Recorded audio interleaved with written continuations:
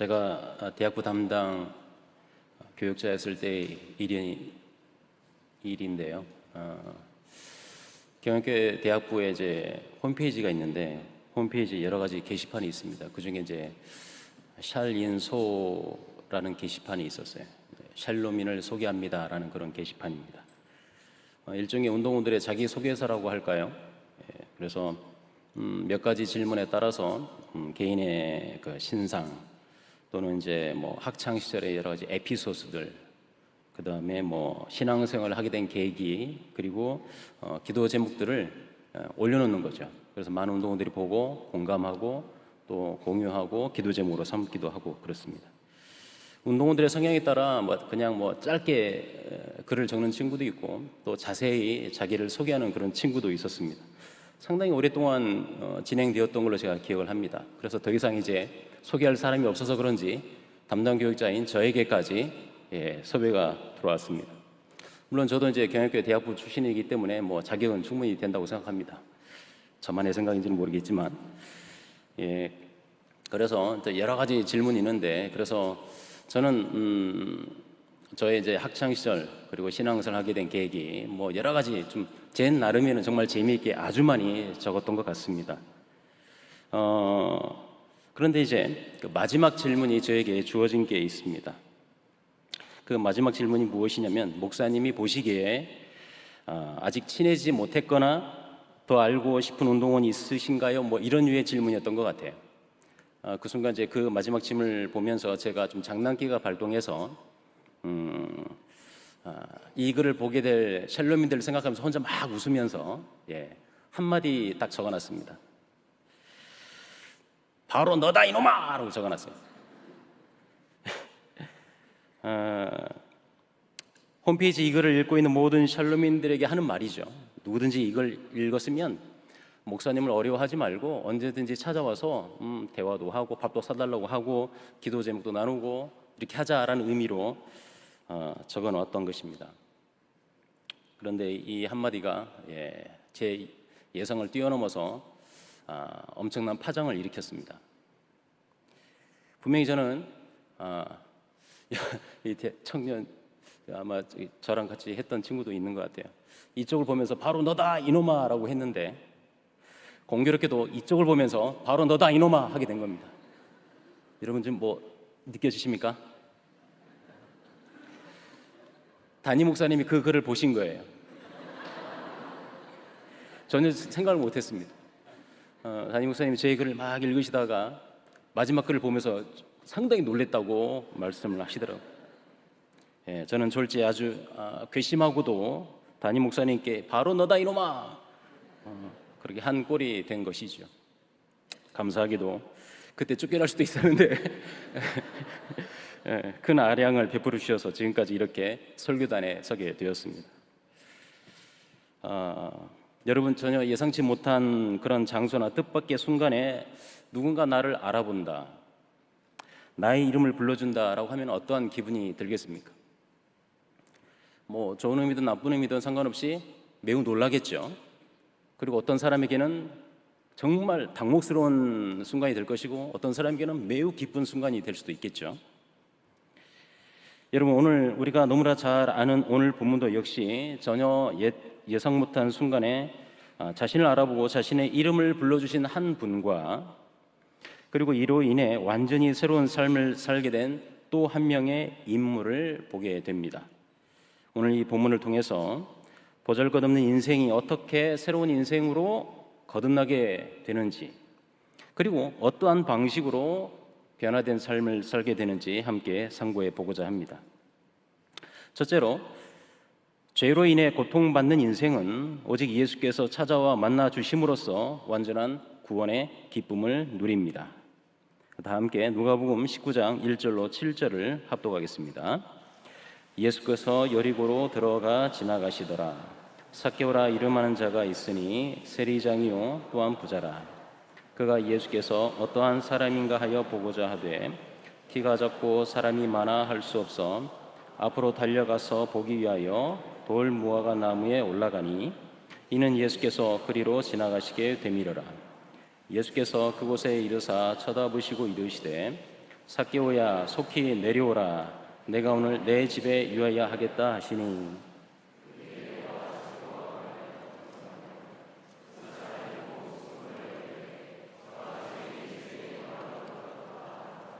아멘. 본문은 키 작은 삭개오라는 그 주일학교 찬양, 그리고 삭개오야 속히 내려오라 라고 하는 강렬한 설교 제목으로도 잘 알려진 이야기죠. 이 이야기를 모르는 성도는 없을 것입니다. 약 3년의 공생의 사역 기간 동안 예수님의 인기는 그야말로 하늘을 찔렀었기에 여리고 성에 들어가셨을 때도 수많은 인파가 몰렸던 것은 당연지사입니다.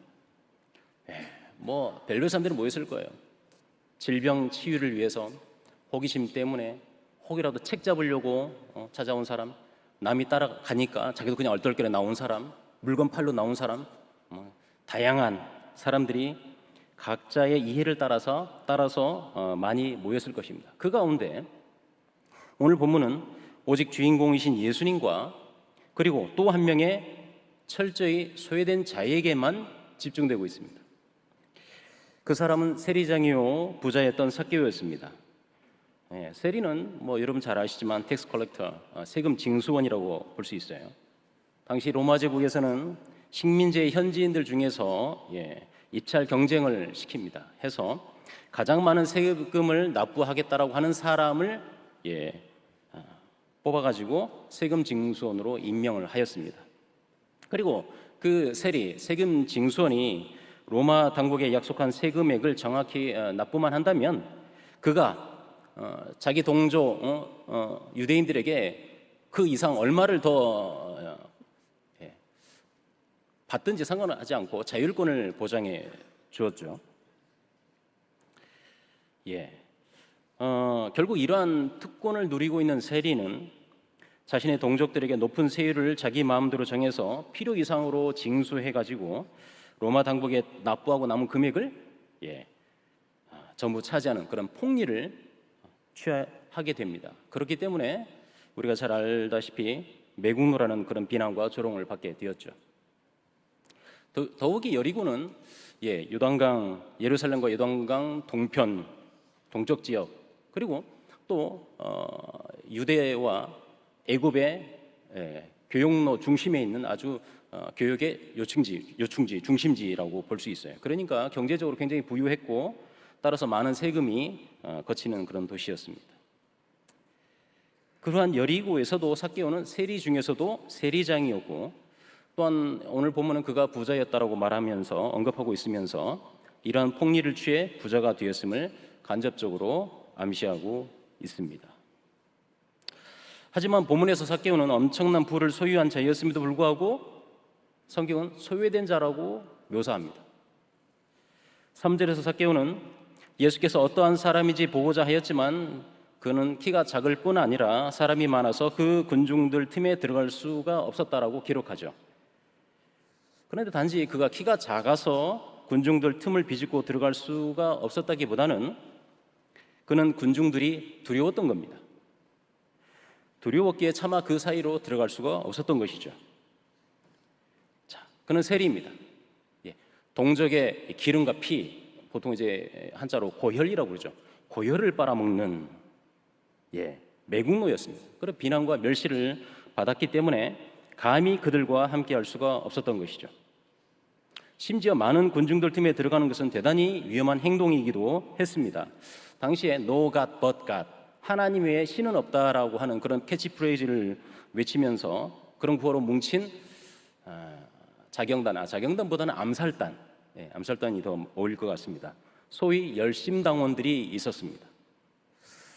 그들이 로마에 빌붙어서 매국 행위를 하는 정치 지도자들이나 또 이런 세리 같은 사람들을 처단하기 위해서 항상 몸에 히브리어로 시칼이, 우리나라 시칼과 좀 발음이 비슷하죠. 단도입니다. 단도를 몸에 지니고 다녀요. 지니고 다니면서 군중들 틈에 섞여 있다가 암살 대상자에게 조용히 접근해서 찌르고 군중들 사람 많은 곳에서 유유히 사라지는 그런 테러 행위들을 종종 저질렀습니다. 그러니 그런 점에서 삭개오는 세리장이었고 또한 부자였기에 아마도 암살 대상자에 포함되었을 것이 분명하고, 이 사실을 삭개오도 아마 잘 알고 있었을 것입니다. 그러니 그는 수많은 군중들과 함께 하면서 여리고에 들어오시는 예수님을 맞이할 수가 없었던 것이죠.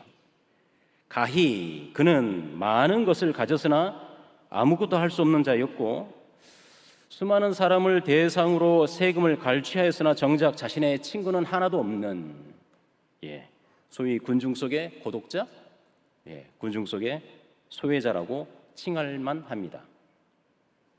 따라서 삭개오는 이러한 현실적인 두려움과 아울러서 자신의 작은 키의 한계를 절감하면서 이를 극복할 특단의 조치로서, 옛날 성경에서는 그 뽕나무라고 되어 있는데 지금 성경에는 돌 무화과나무죠. 돌 무화과나무에 올라갔던 것입니다. 이렇게까지 자신의 체면을 구기면서까지 나무에 올라갔던 이유는 3절에 나와 있는 대로 예수께서 어떠한 사람인가 하여 보고자 하였기 때문이죠. 여기 보고자 했다라는 이 단어는 헬라어로 제테오라는 단어인데, 단지 see, 본다, 또는 뭐 단지 찾는다, find 이런 의미가 아니고요. 간절히 구한다, 노력하다, 찾아다니다라는 영어의 seek의 더 의미에 가깝습니다. 그만큼 예수를 꼭 보고자 하는 삭개오의 간절함이 엿보이는 그런 표현이죠. 그렇게 그는 염치불구하고 돌 무화과나무 위에 올라가서라도 예수님을 보고자 했던 것입니다. 그런데 그 순간 놀라운 일이 벌어졌죠. 예수께서 그곳을 지나가시다가 나무 위를 쳐다보시고 삭개오야 속히 내려오라, 내가 오늘 내 집에 유하여야 하겠다라고 그를 불러주신 것이었습니다. 바로 너다 이놈아. 분명 삭개오는 굉장히 놀랐을 것이에요. 자신의 이름이 불린 것에서 정말 깜짝 놀랐을 것입니다. 그런데 그를 더 놀라게 했던 것은, 이름을 불러준 것보다도 더 그를 놀라게 했던 것은 그 다음의 말에서 볼 수 있습니다. 내가 오늘 내 집에 유하여야 하겠다, 내 집에 머물겠다라는 예수님의 선언이었습니다. 여러분, 유대 사회에서 같이 식사를 한다는 것은 서로에 대한 적의가 없음을 보여주는 최고의 친밀한 호의의 표시입니다. 식사를 한다는 것은. 그래서 진정한 이웃으로 불릴 수 있는 자들만이 그런 식탁의 교제를 나눌 수가 있었던 것이죠. 그런데 삭개오는 죄인입니다. 매국노예요. 어찌 보면 모든 사람과 식탁의 교제를 누릴 수 없는, 결코 그럴 자격을 가질 수 없는 소외된 자였던 것이죠. 그래서 이 예수님의 이 말을 듣고 7절에 보면 주변 사람들이 보고 수군거리면서 저가 죄인의 집에 유하로 들어갔도다 라고 상당히 당혹해하는 장면을 우리가 목도할 수 있습니다. 그런데 지금 예수께서는 바로 그 죄인이요, 부정하기 짝이 없는 삭개오와 함께 식탁의 교제를 요청하시는 것이죠. 여러분, 이것이야말로 죄인을 먼저 찾아오시는 예수님의 구원 방식입니다. 사람 편에서 우리 주님을 찾아가 만나 구원을 요청하는 것이 결코 아니죠. 오직 하나님 편에서 당신의 절대 주권의 은혜를 일방적으로 인생에게 먼저 베푸시는 것이 구원인 것입니다. 혹자는 이 본문에서 삭개오가 예수님을 찾고 만나고자 노력했다는 점을 매우 강조하기도 합니다.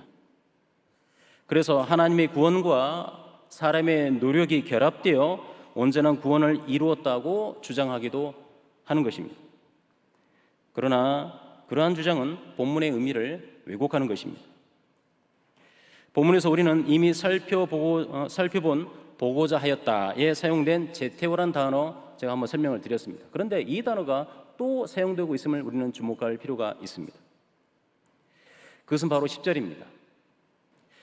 예수께서 삭개오의 구원 이야기를 종결 지으시면서 하셨던 결론적인 말씀에 제테오가 또 사용되고 있습니다. 인자가 온 것은 잃어버린 자를 찾아 구원하려 함이니라. 바로 여기 잃어버린 자를 찾아에서 제테오가 또 사용되고 있는 것이죠. 여러분, 삭개오가 예수를 보고자 추구했던 것은 이미 커다란 장벽에 막혀서 실패하였습니다. 그에게는 동족과 함께 할 수 없는 죄인과 매국노로서의 조롱과 멸시만이 주어져 있을 뿐이었습니다. 열심당원의 칼부림이 무서워 감히 많은 사람 가운데 함께 할 수도 없었습니다. 그저 지나가시는 길목에 나무에 올라가 멀찍이 먼 발치에서 쳐다보는 것만이 그의 전부였던 것이죠. 그러니 그의 찾으려는 노력은 실패로 점철될 수밖에 없었습니다. 하지만 예수님은 이미 삭개오를 아시고 삭개오를 구원하시기 위해서 찾아오셨던 것입니다. 여리고는 그저 경유하는 어떤 지역이 아니고 바로 잃어버린 자인 삭개오를 직접 찾아 구원하시기 위해 오셨던 장소였던 것입니다. 우리 예수님의 발걸음은 전적으로 목적적인 걸음이셨어요. 그리고 그의 제테오, 즉 찾고 구하는 그분의 구원적 의지는 결코 실패가 없으셨습니다. 여러분 기억하십니까? 예수께서 사마리아 수가성 여인을 만나 그 여인을 구원하셨던 이야기 말입니다. 요한복음 4장에 기록된 이 사건은 사실 이 사건이 본격적으로 시작되기 전에 4장 4절이 핵심일 수 있습니다. 4장 4절에 무엇이라고 기록되어 있습니까? 사마리아로 통과하여야 하겠는지라 라고 되어 있습니다. 예수께서 유대인과 심지어 제자들도 꺼려하는 사마리아로 반드시 통과하고자 하셨던 것은 바로 수가성 여인을 찾아 구원하시기 위함이었던 것입니다. 성도 여러분, 기독교는 철저히 계시의 종교입니다.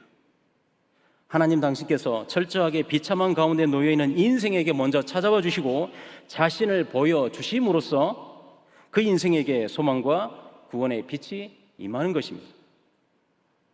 주 예수님 내 마음에 들어와 계신 후부터 우리 인생은 달라지는 것입니다.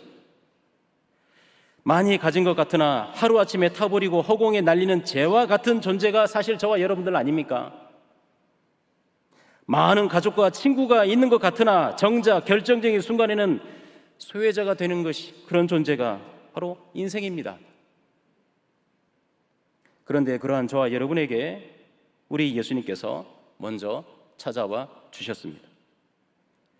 죄 가운데 놓여 비참 그 자체로 허우적대며 하나님 앞에 잃어버린 자였던 저와 여러분을 구원하시기 위해 십자가를 지시러 우리 예수께서 오셨던 것이라 이 말입니다.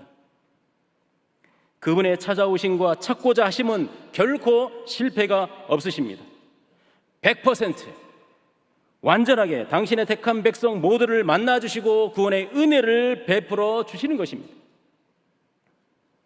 여러분, 죄인의 친구 되신 예수께서 우리의 구주가 되신다는 사실이 얼마나 감격스럽고도 고마운 일이 아닙니까? 그래서 우리를 먼저 찾아와 주신 크신 은혜와 이 구원에 대한 감격은 우리 신앙생활에 있어서 항상 기본이 되어야 합니다. 바로 신앙생활의 기본기가 되어야 한다는 말입니다. 여러분, 우리에게 먼저 찾아오셔서 주신 구원의 은혜와 감격을 항상 되새기시기를 바랍니다. 자신의 이름을 불러주시고 식탁의 교제를 허락해 주신 주님께 급히 내려와 즐거워하며 예수님을 영접하였던 삭개오와 같이 거저받은 구원의 은혜와 감격을 항상 되새기심으로써 신앙생활의 참된 즐거움을 누리시기를 바랍니다. 둘째로, 구원받아 새 삶을 사는 성도는 그리스도의 제자답게 섬김과 나눔을 통해 참된 즐거움을 누립니다. 누가복음 19장 8절로 10절을 합독하겠습니다. 삭개오가 서서 주께 여짜오되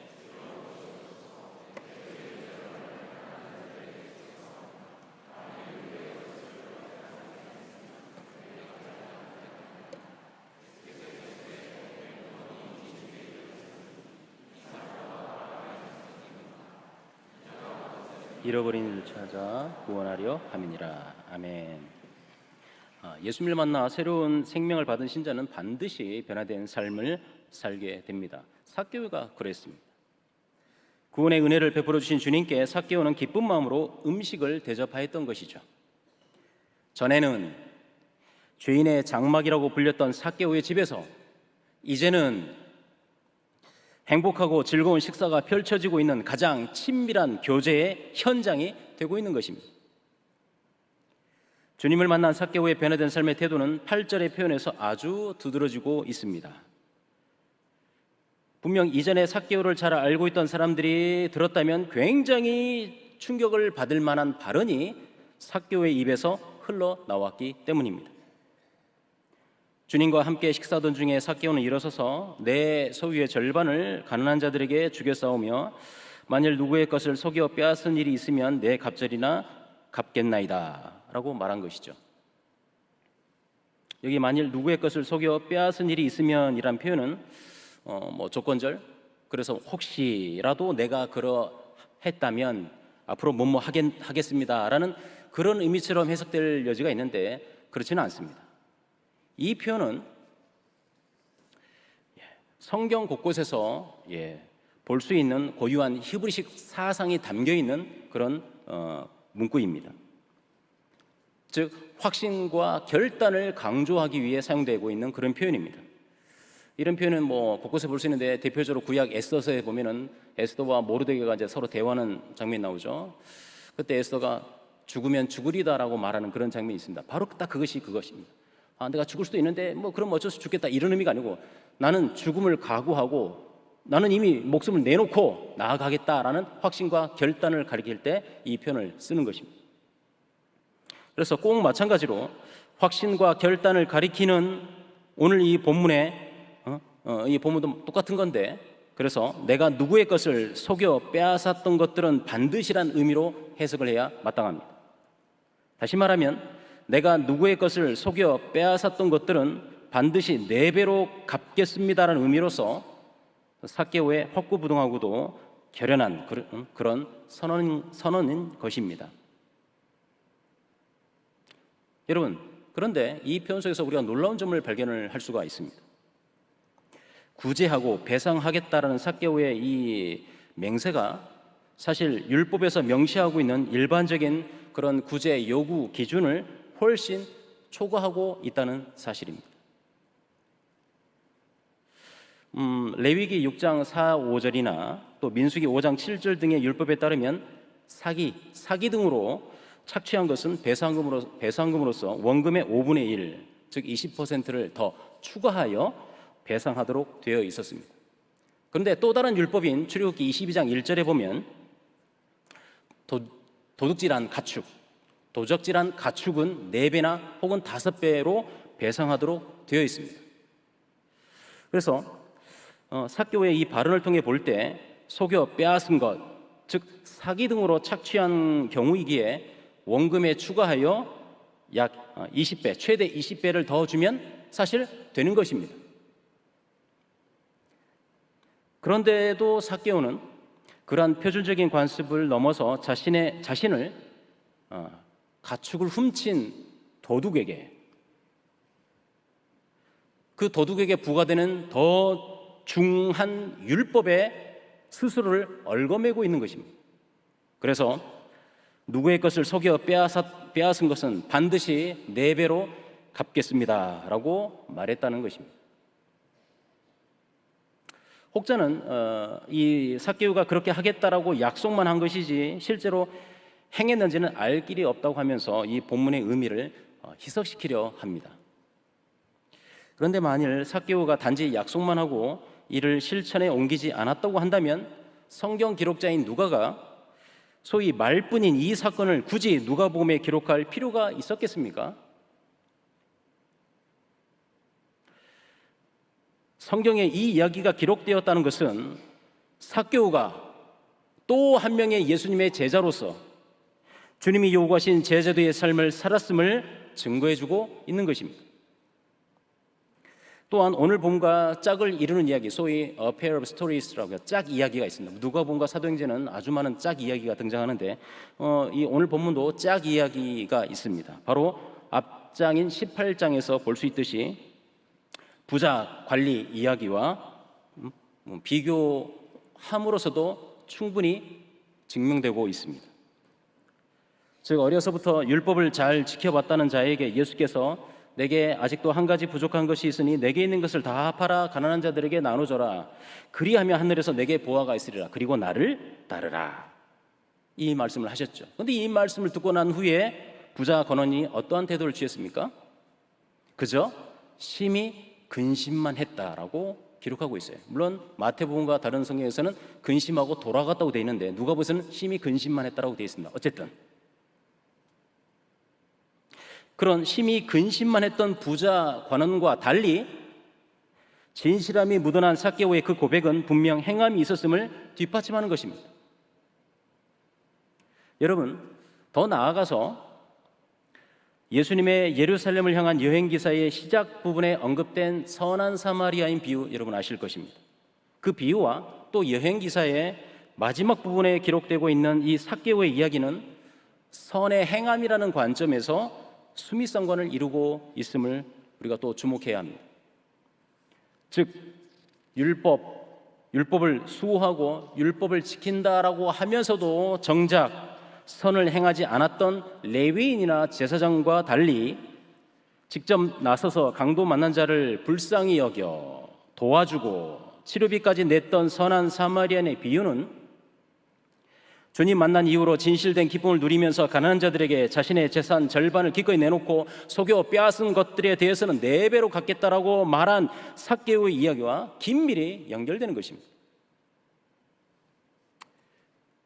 구제와 봉사에 관해서 혹자는 또 이렇게 반문하기도 합니다. 교회의 교인 중에 연약하고 돌봄이 필요한 사람들에게 구제하고 봉사하면 되지 굳이 불신자나 교회와 상관없는 자들에게 할 필요는 없지 않느냐라고 말입니다. 갈라디아서 6장 10절은 이렇게 기록하고 있습니다. 그러므로 우리는 기회 있는 대로 모든 이에게 착한 일을 하되 더욱 믿음의 가정들에게 할지니라. 성경은 모든 이에게 착한 일을 하라고 말씀하십니다. 신자든 불신자든 교회 교인이든 타인이든 상관없이 모든 이에게 선행을 행하는 이것이 바로 하나님의 뜻이요 하나님 사랑의 보편성입니다. 그러면서 특히 믿음의 가정들에게 구제를 하라고 당부하는 것입니다. 또 어떤 사람들은 구제와 봉사는 특별한 사람들, 즉 교육자들이나 해당 분야에 종사하는 분들만 하는 것이라고 단정짓기도 합니다. 아주 잘못된 태도입니다. 예수 그리스도로 말미암아 죄로부터 해방되고 구원받은 자라면 필연적으로 그 결과로서 합당한 성도로서의 변화된 삶, 즉 구제와 봉사의 삶도 살게 되는 것입니다. 구원받은 자에게는 기쁨과 즐거움으로 행하는 구제와 섬김, 봉사의 삶이 절로 따라오는 것입니다. 우리는 예수님의 제자라고 하면 예수께서 세우신 12제자와 또한 함께 동행하며 하나님 나라를 전파했던 제자들만을 생각하기 쉽습니다. 그러나 우리는 복음서에서 수많은 종류의 제자들을 볼 수 있습니다. 그래서 어떤 학자는 이 누가복음에서 2부류의 제자를 또 발견하기도 합니다. 즉 예수님과 동행하며 복음을 전했던 유랑제자와 비록 주님과 동행하지 않았지만 각자의 처소와 자리에서 그리스도의 제자로서 삶을 살았던 정착 제자로 나누기도 합니다.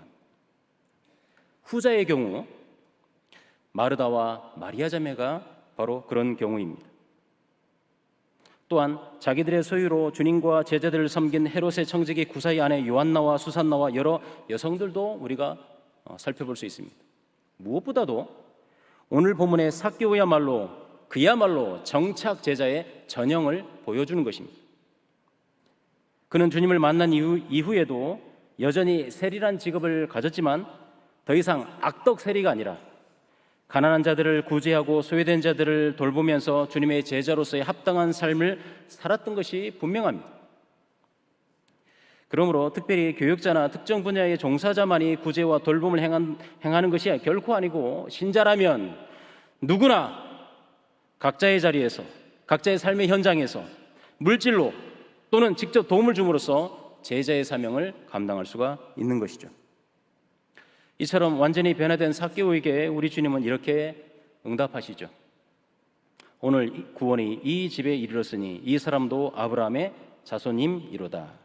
인자가 온 것은 잃어버린 자를 찾아 구원하려 함이니라. 아무리 못난 사람이라도, 아주 못된 그런 냉혹하고 자기만 아는 사람이라 할지라도 우리 주님 먼저 찾아와 만나 주시면 그 인생은 변화됩니다. 내가 누구보다 더 낫지, 50보 100보입니다. 하나님 보시기에 다 죄인이고 똑같아. 누가 누구에게 손가락질을 합니까? 여러분, 얼마나 감사한 일입니까? 그분의 찾아오시면 결코 실패가 없으십니다.